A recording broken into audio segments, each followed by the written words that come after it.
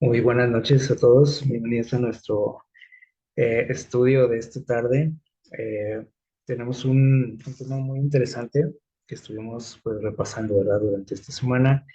Es un tema que, bueno, en lo personal a mí me gusta mucho y, bueno, vamos a en esta ocasión pues, a sacar creo que muchas enseñanzas de este relato que pues tiene muchísimo que ver, ¿no? con nuestra vida.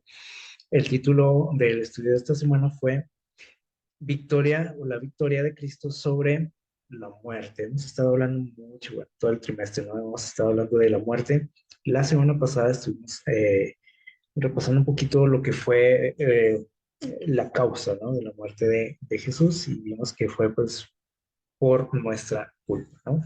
Y esto tenemos que hacerlo personal, dijimos también, ¿no? Que fue por mí, ¿no? Porque él murió, ¿no? La causa de su muerte, por mis pecados y pues para salvarnos.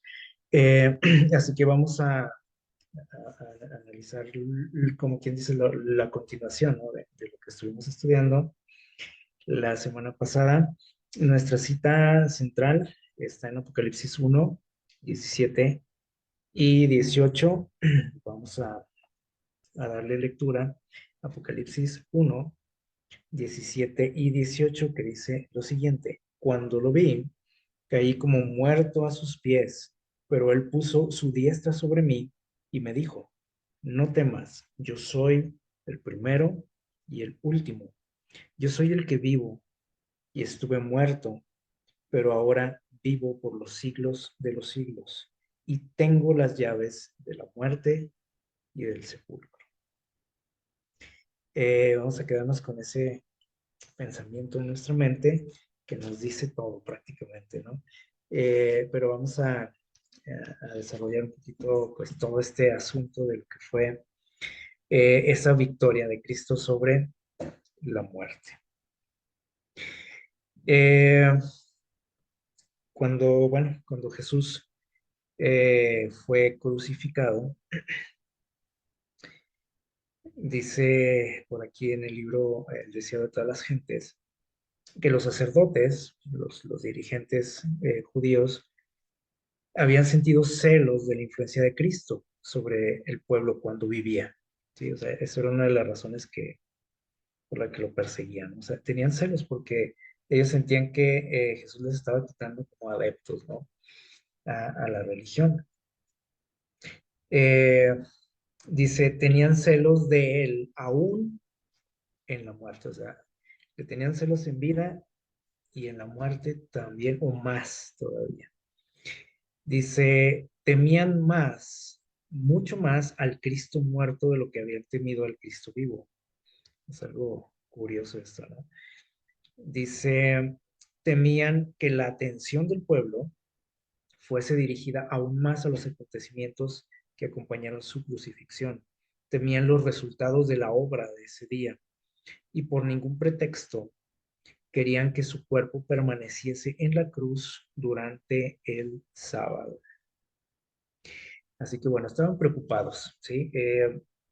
Fue algo, pues, o- pues sí, medio increíble, ¿no? Porque ellos querían deshacerse de Jesús y cuando lo consiguen, cuando lo logran y que consiguen influir, ¿no? En el gobernador romano para que castigue a Jesús con la muerte, pudiéramos pensar que ellos ya se iban a quedar tranquilos, pero no. Dice que ellos seguían preocupados ahora por lo que venía.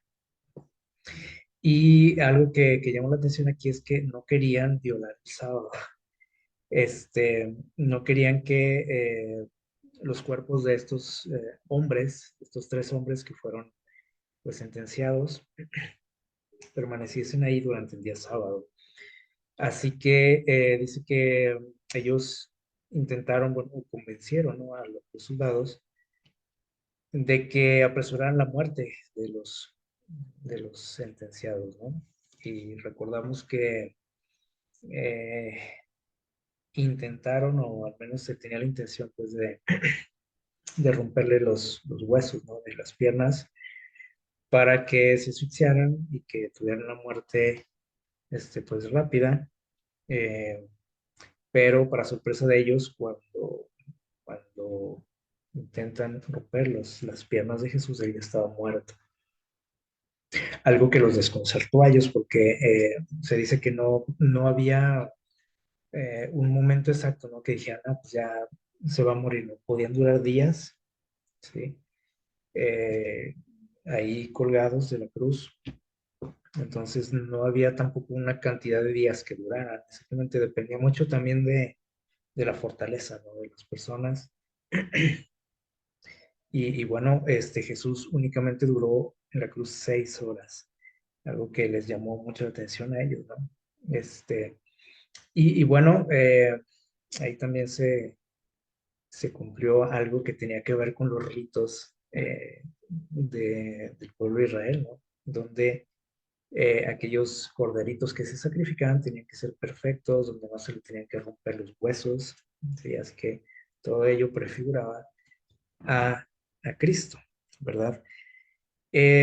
Así que bueno, no le rompen sus piernas y, y lo único este, que hicieron ahí, porque como que se les hizo extraño, ¿no? Que ya hubiera muerto Jesús en tan poco tiempo, lo que decidieron fue clavarle una lanza, ¿no? Como para asegurarse de que realmente estaba muerto. Y lo que dice aquí en el deseo de todas las gentes, dice que no fue el lanzazo, dice dice, y no fue el padecimiento de la cruz lo que causó la muerte de Jesús. O sea, no fue realmente sus heridas, ¿no? Lo que había padecido eh, hasta ese momento, porque, como comentamos, eh, la agonía ahí en la cruz era larga, ¿no? Podían durar días, entonces no se debía tanto a las heridas que había sufrido, ni por el lanzazo que recibió, porque ya estaba muerto. Dice que ese clamor pronunciado con grande voz en el momento de la muerte, dice, y el raudal de sangre y agua que fluyó de su costado, porque nos dice el relato bíblico que cuando le clavaron esa lanza en el costado, salió sangre y agua. ¿Y eso qué nos indica? ¿O por qué pasó eso? Dice, esto declara que no murió por las heridas, ¿no? que había tenido, por el maltrato que sufrió, sino por quebrantamiento del corazón. ¿Qué significa eso? Bueno, dice aquí, su corazón fue quebrantado por la angustia mental. O sea, no habla del corazón como el órgano, sino de su mente. O sea, su mente fue sometida a una angustia, dice aquí, tal que le causó la muerte. Así que esto también nos demuestra lo delicado que es este asunto, ¿no? De la angustia, de los problemas mentales, ¿no? Que a veces o que frecuentemente en los últimos años la gente padece, ¿no? El estrés y todo eso. Podemos llegar hasta la muerte. Y esto fue lo que les pasó a Jesús, ¿sí? Entonces, fue por el pecado que murió, no por las heridas que había recibido, que fueron, podríamos decir que exageradas, ¿no? O se pasaron con él los soldados, pero aún así no era para que se muriera, ¿ok? Eh, Aquí tenemos una, una representación, ¿sí? De Jesús, precisamente, creo que esto es medio nuevo. Es un modelo que se hizo a partir de las imágenes que muestra el famoso sudario de Turín, que dicen que perteneció a Jesús, ¿no? Cuando estuvo muerto, con lo que fue envuelto su cuerpo. Eh, y bueno, es interesante, ¿no? No quiere decir que exactamente si era Jesús o que si era el sudario de Jesús, no lo sabemos, ¿no? Pero es interesante el modelo que se presentó, que hicieron, en donde podemos apreciar su cuerpo, ¿sí? Ha sido una representación de su cuerpo cuando estaba en la tumba, ¿no? Y llama la atención, ¿no? La cantidad de heridas que tiene su cuerpo. Ustedes los pueden apreciar por aquí. Eh, ah, por los latigazos que recibió, ¿no? Los azotes, que no eran, no eran con un material, pues, como podríamos decir, no era una cuerda, ¿sí? Eran metales, ¿no? Lo que se incrustaba en su cuerpo, causando desgarres, ¿no? Literales. Ustedes ven aquí cuántas heridas, ¿no? Tenía en su cuerpo, o pudo haber tenido en su cuerpo. Entonces, se supone que en esta representación, pues su cuerpo ya pues fue limpiado, ¿no? Pero imagínenselo sangrando, ¿no? Por las heridas en ese momento, ¿no? Cuando estaba siendo castigado. Y sigue diciendo por aquí el relato que José de Arimatea y Nicodemo vinieron en auxilio de los discípulos ante esta emergencia. ¿Cuál emergencia? Bueno, eh, se acostumbraba en aquel tiempo que los que eran crucificados no eran sepultados como cualquier persona, ¿sí? En un cementerio, una sepultura digna, no recibían. Eran pues echados prácticamente en una fosa común. Y este era el destino de Jesús. Eh, Juan y María se quedaron ahí, ustedes recuerdan, estuvieron ahí hasta que él murió, pero no se apartaron del lugar, estaban ahí precisamente porque ellos querían, pues, sepultarlo, ¿no? Algo que no se tenía permitido, y aparte, pues ellos no tenían influencia ahí con los altos mandos, ¿no? Del gobierno. Eh, Estaban preocupados, no querían que se lo llevaran a sepultar quién sabe dónde, pero pues no iban a poder hacer mucho, ¿no? Ante los soldados. Pero estos dos personajes, José y Nicodemo, llegaron, estaban preocupados, ¿no? Los discípulos de Jesús, que iba a pasar con su cuerpo. Ambos hombres, dice, eran miembros del Sanedrín, o sea, eran gente de influencia, conocían a Pilato, y ambos eran de recursos e influencia, o sea, eran gente de dinero, y estaban resueltos, dice, a que el cuerpo de Jesús recibiera una sepultura digna.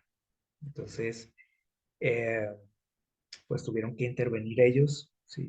Con su influencia y sus recursos también para que su cuerpo no quedara, pues, eh, por ahí en una fosa común, ¿no?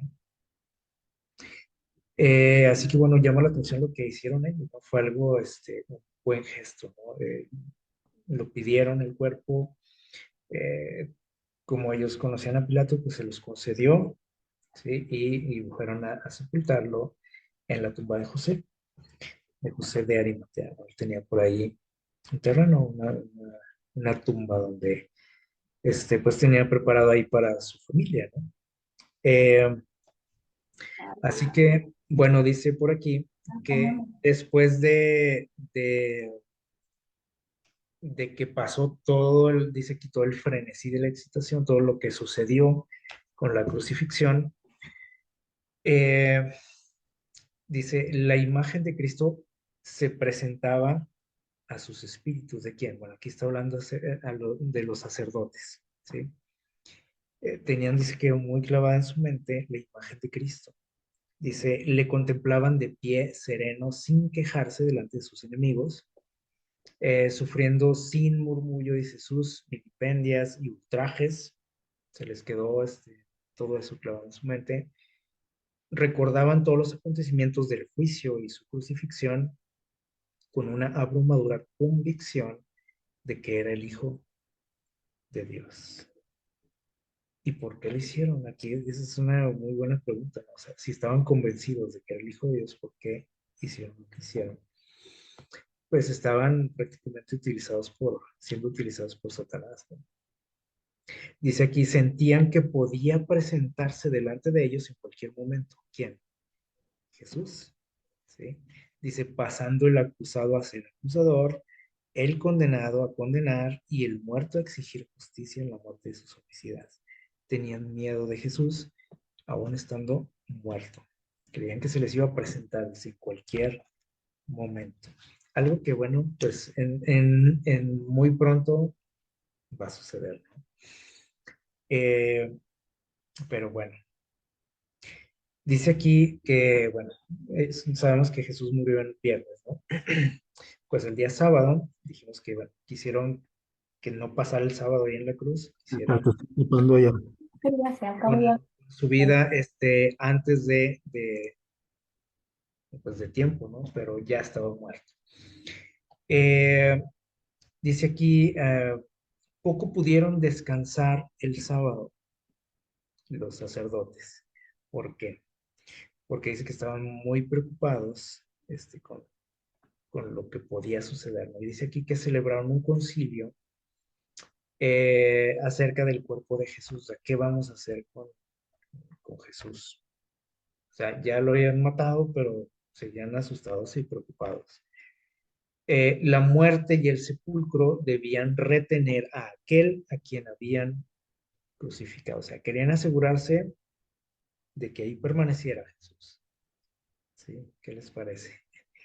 Este, así que dice que se juntaron con los príncipes de los sacerdotes eh, y dice los fariseos, perdón, se juntaron los príncipes de los sacerdotes y los fariseos a Pilato. Se fueron a buscarlo diciéndole, esto lo hemos leído por ahí en la Biblia, dice, Señor, nos acordamos que aquel engañador dijo, viviendo aún, después de 3 días resucitaré. Esa era la promesa de Jesús, ¿se acuerdan? Así que le dijeron, manda pues que se asegure el sepulcro hasta el día tercero, para que no vengan los discípulos de noche y lo hurten y digan al pueblo que resucitó de los muertos. Dice, y entonces el postrer error o engaño, dice, va a ser peor que el primero, que todo lo que nos ha engañado al pueblo, ¿no? Y Pilato les dijo, ahí está una guardia, ¿no? Dice, vayan, aseguren, ¿no? Como les dé la gana, hagan lo que ustedes quieran. Les puso ahí a cargo una guardia. Así que lo que querían era asegurarse de que no, de que no saliera de la tumba Jesús. Eh, Dice, los sacerdotes dieron instrucciones, ¿sí? Para asegurar el sepulcro. Una gran piedra había sido colocada delante de la abertura. O sea, no bastó con la guardia, dije, vamos a poner ahí una piedra, una roca grande. Dice, a través de esa piedra pusieron sogas, sujetando los extremos de la roca sólida y sellándolos con el sello romano. O sea, hicieron todo lo que pudieron, ¿no? Para que Jesús no pudiera salir de ahí. Dice, la piedra no podía ser movida sin romper el sello, ¿sí? Y aparte, fíjense bien, después de todo lo que pusieron ahí, con sogas, si hubieran tenido ahí cinta canela, le hubieran puesto cinta canela. Una guardia, dice, de 100 soldados fue entonces colocada de alrededor del sepulcro. 100 soldados, imagínense. Es increíble, ¿no? Cómo se necesitaba tantas personas, pues, para vigilar a un muerto. Dice, a fin de evitar que se le tocase. Los sacerdotes hicieron todo lo que podían para conservar el cuerpo de Cristo, donde había sido puesto. Fue sellado tan seguramente en su tumba como si hubiese de permanecer allí para siempre. Eso era lo que querían. Y tenemos una cita por ahí en el Salmo 2, los versículos del 1 al 4. Aquí lo tenemos en pantalla, igual si ustedes quieren buscarlo ahí en sus Biblias. Salmo 2, versículos del 1 al 4, dice por ahí el texto, haciendo pues, alusión a este acontecimiento, dice, ¿por qué se amotinan las gentes y los pueblos piensan vanidad? Estarán los reyes de la tierra y príncipes, consultarán contra Jehová y contra su ungido. El que mora en los cielos, bueno, dice, pero el que mora en los cielos, Dios dice, se reirá. El Señor se burlará de ellos. Es decir, ellos no se daban cuenta de lo inútil que era, ¿no? Su esfuerzo por tratar de impedir que Jesús resucitara. Eh, Porque ellos se habían dado cuenta que era el Hijo de Dios. Sabían que había prometido resucitar. Entonces, como decimos vulgarmente, ¿a qué le tiraban? Pero pues estaban asustados, ¿no? Y en dentro de ese miedo que sentían, pues hicieron lo humanamente posible, aunque podríamos decir que medio irracionalmente también, porque estaban directamente luchando contra Dios. Pues dice aquí, dice el texto, ¿no? El Señor se burlará de ellos, pobrecitos, ¿no? De ellos, que creyeron que podían conseguirlo. Y aquí lo más triste de todo es de que estamos hablando de los líderes de la iglesia, ¿sí? No eran los romanos los que estaban en contra de Jesús, era la iglesia, ¿sí? Eran los dirigentes de la iglesia. Eh, Algo que, pues es triste, ¿no? Continuando con el relato, bueno, quedó sellada, ¿no? La tumba, tenían por ahí una guardia de 100 soldados. Dice, había transcurrido lentamente la noche del primer día de la semana, ¿sí? Había llegado la hora más sombría, dice, precisamente antes del amanecer, cuando más oscuro está, nosotros sabemos, ¿no? Que es justo cuando va a amanecer. Y dice, Cristo estaba todavía preso en su estrecha tumba, descansando, y la gran piedra todavía estaba en su lugar. El sello romano no había sido roto, los guardias romanos seguían velando y aquí hay algo interesante. Parecía que todo estaba en calma, todo en su lugar, no había problemas, pero miren lo que dice aquí. Había vigilantes invisibles.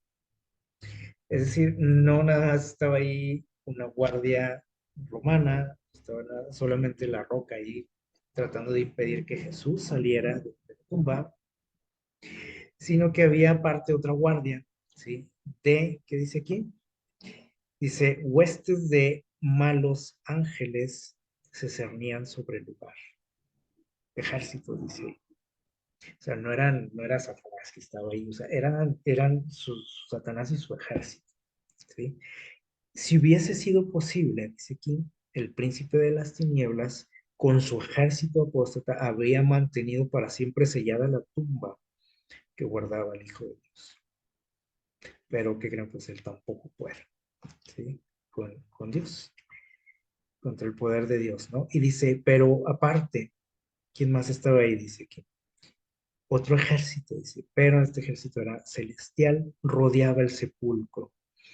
Es decir, había otros que estaban ahí interponiéndose, ¿sí? Otro ejército.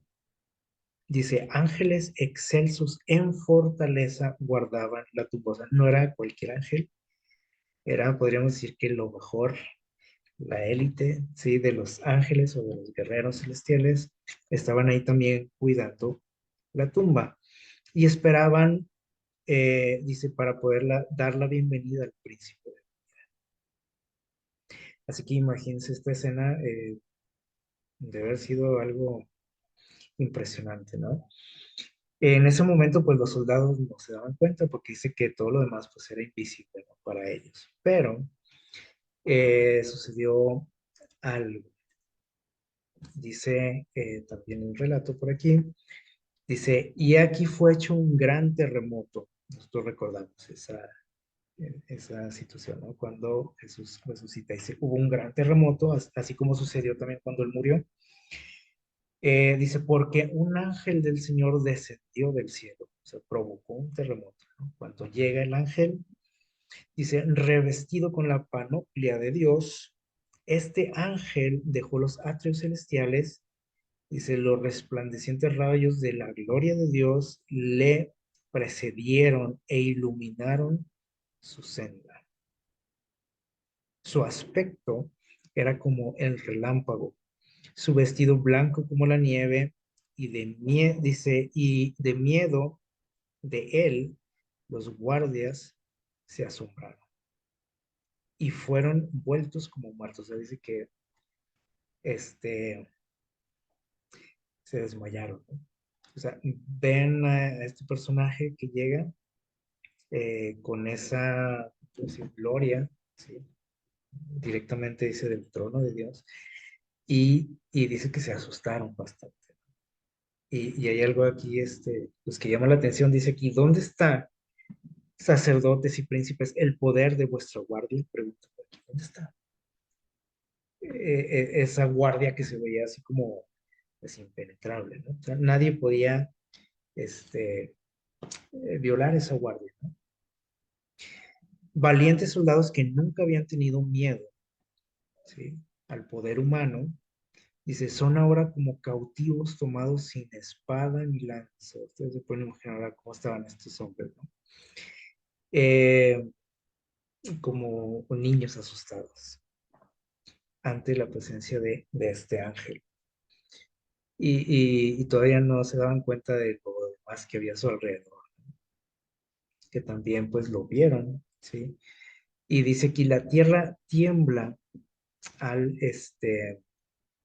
perdón, dice que, estaba brincando este parrafito, dice, el rostro que miran no es el rostro de un guerrero mortal, es la faz, el rostro, dice aquí, del más poderoso ángel de la hueste del Señor. Este mensajero es el que ocupa la posición de la cual cayó Satanás, el que ocupó su lugar, ¿no? Dice, es aquel que las colinas de Belén, que en las colinas de Belén, perdón, proclamó el nacimiento de Jesús, que supimos que fue, pues sabes que fue el ángel Gabriel. Así que este era el personaje que estaban viendo los soldados asustados, ¿no? Dice, la tierra tiembla al acercarse. Mientras se acercaba el ángel, dice, la tierra tembló, huyen las huestes de las tinieblas. Y mientras hace rodar la piedra, el cielo parece haber bajado a la tierra. Entonces sí, dice que pues, se ven los demás ángeles, todo el ejército celestial que estaba ahí, y los guardias contemplando todo esto, ¿no? Los soldados, dice, le ven quitar la piedra como si fuese un canto rodado, o sea, como nada, ¿no? Se necesitó muchos hombres para ponerla, para colocarla ahí, y llegó este personaje y la quitó así como si fuera una pluma, ¿no? Lo vieron como la quitó, dice aquí, dice, y le oyeron clamar, Hijo de Dios, sal fuera, tu padre te llama. Y dice aquí que también vieron a Jesús salir de la tumba. En el momento que le llama el ángel eh, y que quita la piedra, abre la tumba, sale Jesús. Eh, Dice, y le oyen clamar sobre el sepulcro abierto. ¿A quién? A Jesús. Dijo Jesús lo siguiente, yo soy la resurrección y la vida. Mientras sale con majestad y gloria, la hueste angélica se postra en adoración delante del Redentor y le da la bienvenida con cantos de alabanza. Y todo esto lo estaban viendo los soldados, ¿sí? Imagínense cómo estaban, ¿no? Ven esta escena, todo esto que está sucediendo, ven incluso cómo Satanás intenta impedirlo, que se abra esa tumba.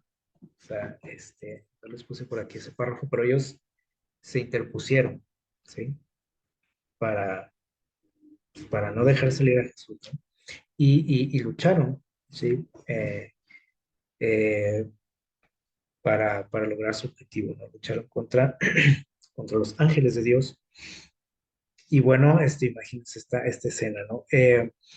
Así que Los soldados, después de que dice por ahí el relato que desaparecen los ángeles, ¿sí? De su vista, al menos, ah, inmediatamente van asustados a buscar a Pilato, a buscar a los sacerdotes, pero pues los primeros que supieron fueron los sacerdotes. Ellos iban directamente con Pilato, pero les llegó el chisme rápido a los sacerdotes y pues los buscaron, ¿no? Estos soldados, dice aquí, ofrecían una extraña apariencia, temblorosos, dice, de miedo. Sí, imagínense, se veían así como, pues, ¿cómo se puede decir? Traumatizados, ¿no?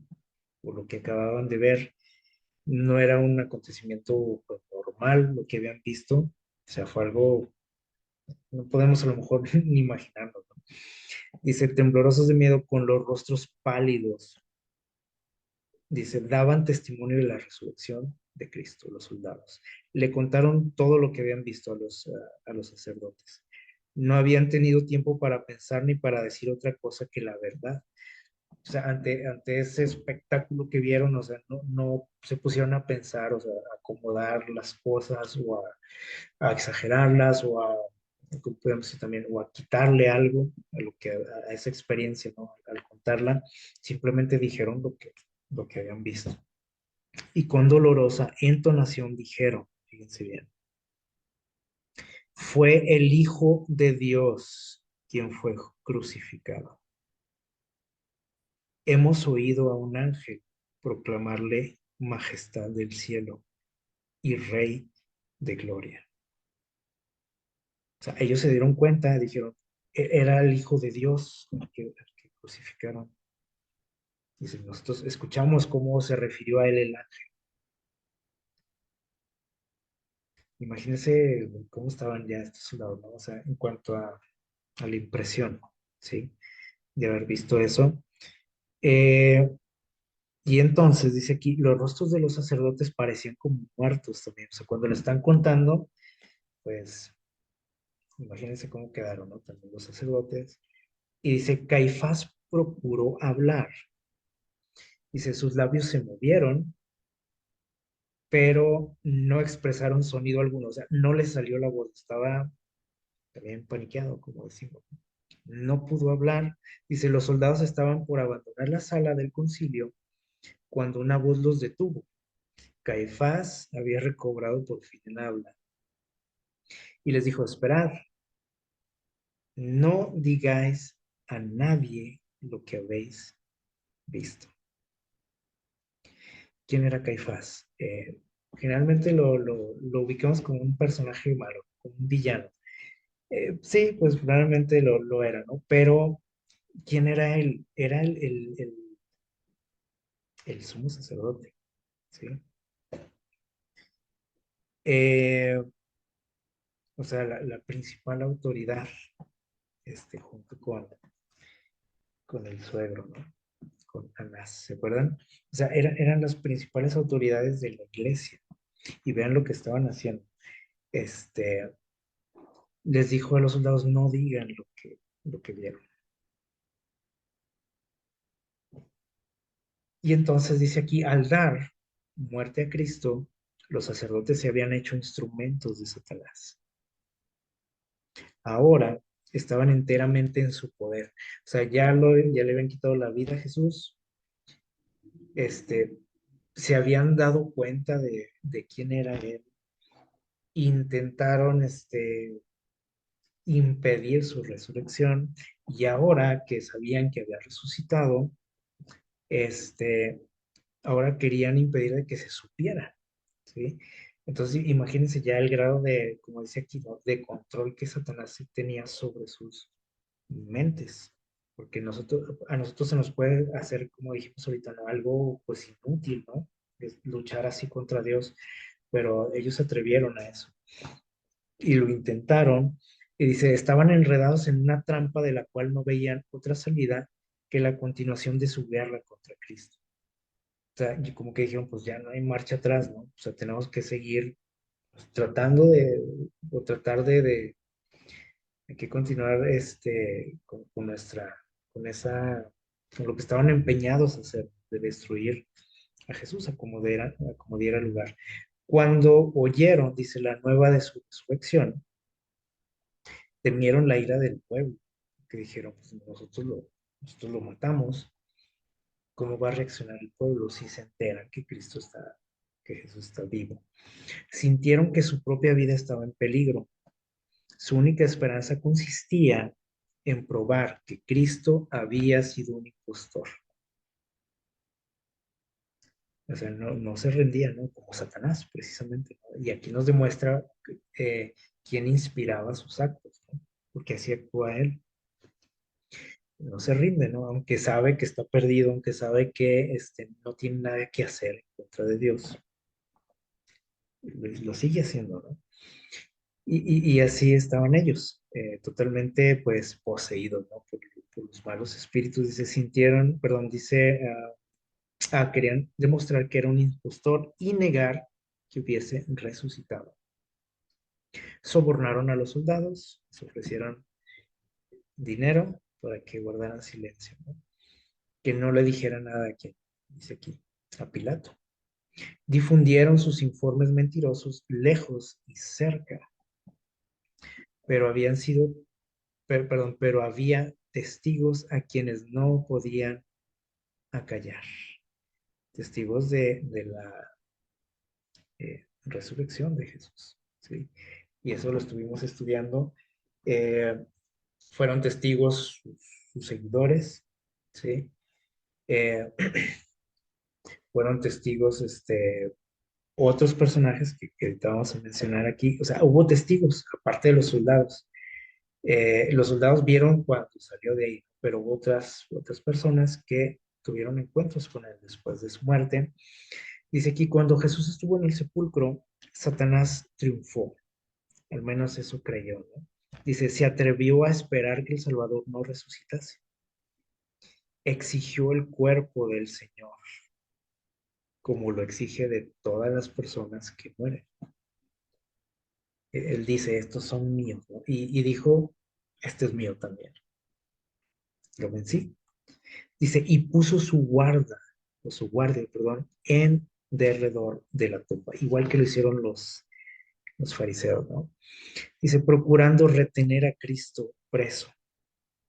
Se airó acerbamente, dice, cuando sus ángeles huyeron al acercarse al mensajero celestial. Cuando vio a Cristo salir triunfante, supo que su reino acabaría y que él habría de morir finalmente. O sea, se dio cuenta, al igual que los sacerdotes, se dieron cuenta que estaban pues, acabados, ¿no? Pero Satanás tampoco dijo, bueno, pues ya perdí, ya me rindo, ¿no? O sea, él insistió, ¿no? Y empezó a influir en estos personajes también, en los sacerdotes, para que continuaran en ese intento, ¿no? Pues, de destruir a Jesús, o lo que se sabía, ¿no? De su resurrección.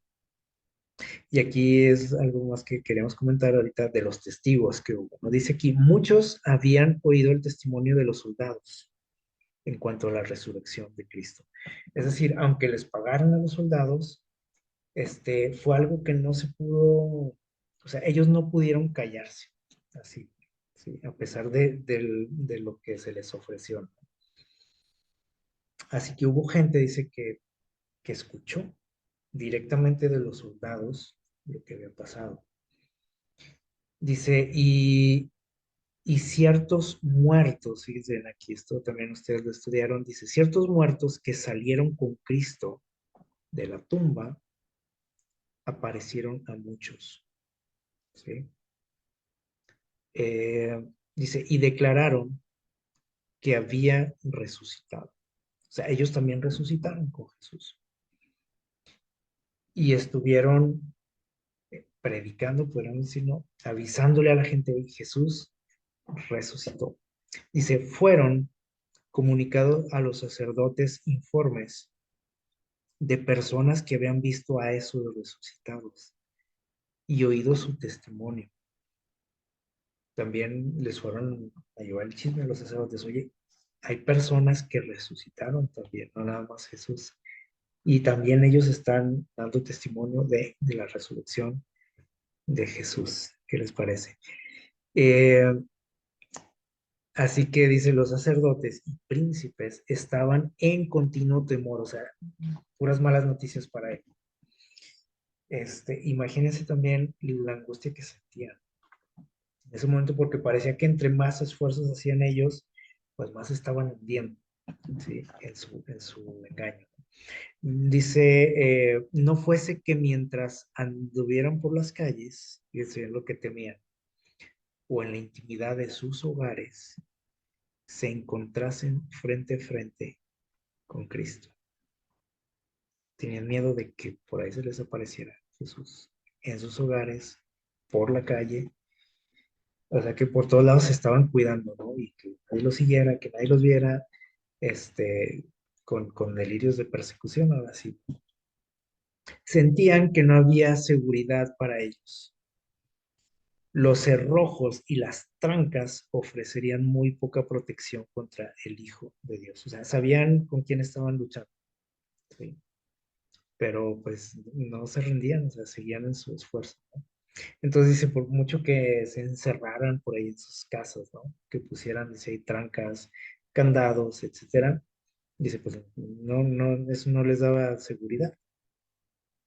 De día y de noche, esta terrible escena del tribunal en que habían clamado, su sangre sea sobre nosotros, ¿se acuerdan lo que dijeron ellos? Cuando Pilato les dijo, bueno, pues ustedes saben, ¿no? Si lo quieren matar, y dijeron, sí, ¿qué tiene? ¿Nosotros qué? Nosotros nos hacemos responsables, nosotros pagamos. Dice que todo eso lo traían en su mente. Dice, y no nada más iba a caer, dice, la maldición sobre ellos, sino sobre quién, dice, sobre sus hijos. Dice ahí, todo eso estaba delante de su mente todo el tiempo, día y noche. Y nunca más se habría de desvanecer de su espíritu el recuerdo de esa escena. Los estuvo torturando, mismo Satanás. Dice, nunca más volvería sus almohadas, perdón, nunca más volvería a sus almohadas el sueño apacible. O sea, nunca más descansaron tranquilos, ni durmieron tranquilos, porque sabían con quién estaban luchando. Eh, no era cualquier persona de la que se hubieran deshecho. Sabían que era el Hijo de Dios. Así que, bueno, vemos cómo eh, Jesús finalmente triunfó sobre la muerte. Eh, Esto es algo que no tiene discusión, o sea, no hay vuelta de hoja, como decimos. No es imaginación o invento de los cristianos este asunto, o sea, fue algo real, sí, porque los primeros testigos de su muerte, o sea, no fueron sus amigos, fueron los soldados, fueron los guardias, y ellos mismos empezaron a regar la información, aunque se les había amenazado y se les había sobornado, este, y hubo muchísimos testigos de esto. O sea, eso no nos tiene que quedar la duda, porque alguien puede decir, bueno, ¿y quién me asegura que Jesús resucitó? ¿Sí o no? Puede pasar eso por nuestra mente, pero, o sea, hubo miles de gentes que lo supieron, que escucharon el testimonio directo, no que alguien se los haya contado de otra persona, o sea, fue directo el testimonio, vieron a otras personas que habían resucitado, ¿sí? Este, personajes, menciona por ahí el relato, o sea, gente importante en la historia, este, incluso conocida, de la cual ellos habían escuchado, ¿sí? Entonces, el ver a una persona que ya estaba muerta, ¿no? Que estaba ahora viva, resucitada y dando testimonio de lo que había sucedido, pues fue algo que se quedó ahí en la mente de muchos, ¿no? Y eso se fue regando por todos lados, aunque los sacerdotes intentaron, ¿no? Este, acallar las voces, o sea, ni siquiera de los soldados pudieron, ni siquiera ellos los pudieron callar. ¿sí? Porque eso era algo que no se podía aguantar nadie de contar esa experiencia. Así que pues no nos debe quedar duda a nosotros, ¿no? Y dice por ahí Pablo, ¿y si Jesús resucitó? Entonces nosotros tenemos una esperanza también, porque también para eso vino, ¿no? Para darnos esa esperanza. Nos dijo, como leímos por ahí en nuestra cita, vamos a leerla nuevamente, en Apocalipsis 1, perdón, sí, 1, 17 y 18. Dice Jesús, bueno, dice el relato, y cuando lo vi, dice Juan, que en Apocalipsis caí como muerto a sus pies, pero él me puso, dice, su diestra sobre mí y me dijo, no temas, yo soy el primero y el último, soy el que vivo y el que estuvo muerto, dice, pero ahora vivo. O sea, Juan también lo vio así, ¿no? De esta manera, muchos años después de, de su muerte, y Jesús le dice, estoy vivo, no temas, ¿sí? Dice, yo tengo, y esto es lo que nos debe de dar esperanza, yo tengo las llaves de la muerte y del sepulcro. Así que, como hemos estudiado en temas anteriores, eh, sí, la muerte es un enemigo, ¿no? De todos nosotros, los seres humanos, a lo que estamos condenados. Pero dice Jesús, yo tengo las llaves de la muerte. No temas, dice, no debemos de temer ante la muerte. Y aquí hay algo interesante, dice, para el creyente, para una persona creyente en Dios, la muerte es un asunto, ¿cómo dice ahí? Trivial. ¿Y qué quiere decir eso? Pues algo de poca importancia, ¿no? Dice, Cristo habla de ella como si fuera de poca importancia. ¿Cómo le llama a Jesús? ¿Se acuerdan? Lo hemos estudiado últimamente, como un sueño le llama. Y decía, cuando alguien moría, decía, está durmiendo. No se preocupen, tranquilos. ¿Sí? Y eso es lo mismo o esa es la misma forma y actitud que tiene un cristiano, un creyente, dice, ante la muerte. O sea, como un asunto que de poca importancia. Para todo ser humano, pues normalmente es algo que, pues, ¿cómo no va a ser importante, ¿no? La muerte? Pues claro que sí, porque nos afecta, ¿no? Y afecta a mis seres queridos. Pero dice aquí, dice, el que guardar en mi palabra, dice Jesús, no verá la muerte para siempre. O sea, sí puedes morir, pero no para siempre. No gustará muerte para siempre, dice. No quiere decir que no existe la muerte, porque mucha gente eso cree, y ya lo hemos estudiado también, que creemos que, bueno, pues sí, nos vamos de este mundo, pero ahí andamos todavía. No, sí existe la muerte, es algo real, pero dice aquí, para el cristiano, y según Dios, para Dios dice, la muerte es tan solo un sueño, un momento de silencio y tinieblas, así como cuando estamos dormidos profundamente, ¿no? Que no nos damos cuenta de nada, solo que dice aquí silencio y tinieblas. Y un momento, porque para una persona que ha fallecido, pues no existe el tiempo, ¿sí? Entonces es como un abrir y cerrar de ojos. También como cuando dormimos, ¿no? A veces dormimos por horas y sentimos que ha pasado que pues, poco tiempo porque no nos estamos dando cuenta del tiempo que ha transcurrido. La vida, dice, está oculta con Cristo en Dios. Y cuando Cristo, nuestra vida, dice, se manifieste, entonces nosotros también seremos manifestados con Él en gloria. Y este texto nos aclara todo, ¿no? Porque no dice, bueno, cuando te mueras, te vas a ir al cielo y vas a estar en la presencia de Dios. No dice así, dice, cuando Él que se manifieste, es decir, cuando Él vuelva. Así de claro está la cosa, no tenemos que estarle buscando más detalles a esto. Cuando Él vuelva, dice aquí. Entonces nosotros también, dice, podremos volver de la muerte si es que nos toca ir al descanso también. ¿Qué les parece? Así que, pues eso es lo que nos debe de mantener motivados, ¿no? Porque para mucha gente, pues la muerte es el final de todo y algo que no tiene solución, ¿verdad? Pero Jesús dice, no temas porque yo tengo la solución, tengo las llaves de la muerte y del sepulcro. Y debemos de estar conscientes y de dimensionar bien lo que nos está diciendo aquí Jesús, ¿no? Y que no se nos debe de olvidar nunca de que Él es el que tiene las llaves de la muerte y del sepulcro. Así que ya vimos que Jesús murió por nuestros pecados, ¿sí? Murió esto por nuestra culpa, pero él no nos está reclamando, decir, ay, yo morí por tu culpa, ¿no? O sea, Él lo hizo con gusto, ¿no? Y ahora nos está dando esta esperanza de que Él tiene la llave del sepulcro. Así que ojalá que esta promesa pues nunca se nos borre de la mente, ¿no? Porque a mucha gente sí se le olvida, ¿no?